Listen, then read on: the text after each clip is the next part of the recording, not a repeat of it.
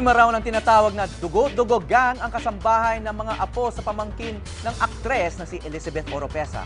Nawala kasi siya mula sa bahay ng ilang oras kasama ang dalawang anak ng kanyang amo. Kaya naman ang mga otoridad nagbigay ng ilang tips para maiwasang maging biktima ng modus ng grupo. May news to go sa Ivan Mayrina.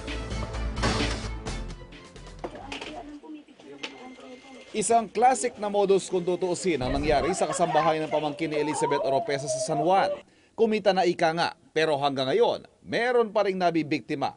Sa nakalipas na 22 taon bilang pulis, di na mabilang ni PO3 Antonio Torrente ang mga nahawakan niyang kasong tulad nito.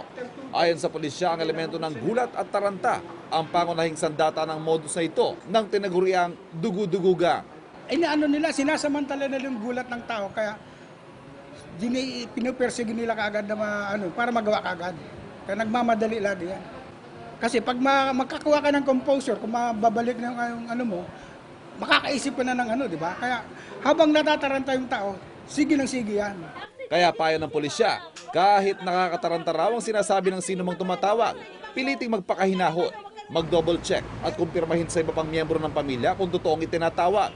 Para naman sa mga amo, mag-iwan ng mga mahalagang numero na pwedeng tawagan sa tuwing may emergency. Kung may tumatawag naman na aksidente, yung kanilang ate, kung tawagan niyo yung kuya o kaya nanay o kapatid o anak, alamin kung talagang totoo at kontakin para malaman. Kasi nagagaya ng boses yun eh. Tulad ng ibang kawatan, nagkikasing o inaaral muna ng mga masasamang loob ang kanilang target bago matake. Aalamin ang pangalan ng lahat ng miyembro ng pamilya, kukuha ng impormasyon sa bawat isa at kukunin ng mga phone number. Ito ngayon ang gagamitin para makuha ang loob ng bibiktimahin sa pag-aakalang kilalang kilala sila ng pamilyang target nila.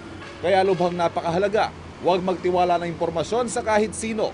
Tandaan, walang manloloko kung walang magpapaloko. Ivan Mayrina, on the go!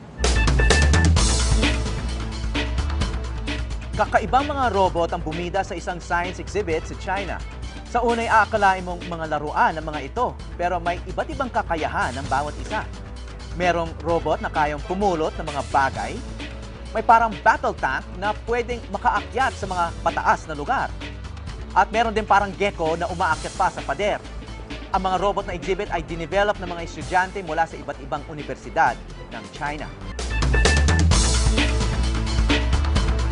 Nakatakda raw humarap sa korte ang Hollywood actor na si Mel Gibson kaugnay yan ng kasong pananakit umano sa kanyang ex-girlfriend na si Oksana Grigorieva.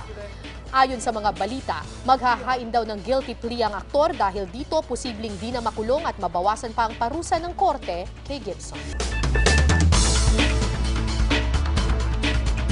Makaka-relax na ngayon si Paris Hilton. Nagdesisyon na kasi ang Hair Tech International, isang manufacturer at distributor ng hair extensions, na wag nang kasuhan ang aktres. Nagkasundo na raw kasi ang magkabilang panig. Kinasuhan ng breach of contract ng Hair Tech si Hilton matapos umano itong magsuot ng hair extension ng kalaban nilang kumpanya. Natuwa naman si Hilton sa desisyon ayon sa mga balita. Matapos kainggitan ng mga Twihard fans dahil sa kanyang role sa pelikulang Twilight, napipinto namang makuha ni Kristen Stewart ang papel ni Snow White. Ayon sa mga balita, nasa final negotiations na kasi ang aktres para sa pelikulang Snow White and the Huntsman. Posible niyang makasama sa pelikula ang Oscar winner na si Charlize Theron na kinakausap rin para sa papel ng Evil Queen.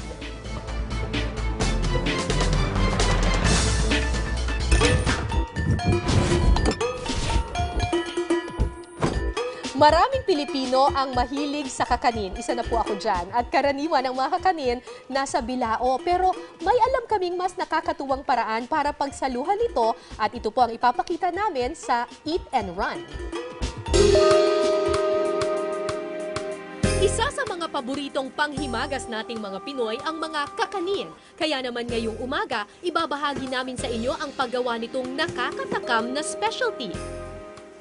Ang unang proseso ay ang paghalo ng bigas at malagkit. Hugasan ito at saka ibabad sa tubig magdamag. Saka ito gigilingin kinabukasan. Titimplahan ng asukal at flavor nito. Pagkatapos ilalagay sa malaking hulmahan at sa loob ng 45 minuto hanggang 1 oras, luto na ang masarap na kakanin. At Ngayon, naisipan na rin nilang lagyan ng twist o konting disenyo ang mga kakanin. Nag-start kami niyan nung may mag-order sa amin na isang company for their giveaways. Ang mahirap dun sa paggawa ng customize, time consuming, plus kailangan medyo meticulous kapag ginagawa kasi otherwise hindi mo magkakaroon ka ng errors. Tapos mas marami kang magagastos na mga ingredients. Pagka-customize kasi na yung pika-pika size, mas maraming nakakatikim ng mga flavors. Meron ding iba't ibang hugis ng kakanin gaya nitong rabbit shape at itong heart shape kakanin na inilabas noong Valentine season. We're in the process of experimenting pa din kami. Kasi syempre mas gusto namin yung maglalast dun sa product. Hindi yung parang mabilis siyang mawala. So yun, in-improve pa namin season ng fiesta or meron kaming tina-target na parang seasonal, parang for Easter ganyan. We're trying to develop something na pwedeng sa market na good for the season lang. Kaya sa mga susunod ninyong salo-salo at handaan, isama na sa menu itong mga customized kakanin. Susunod! Si Angelina Jolie pa rin kaya ang bida sa Tomb Raider 3?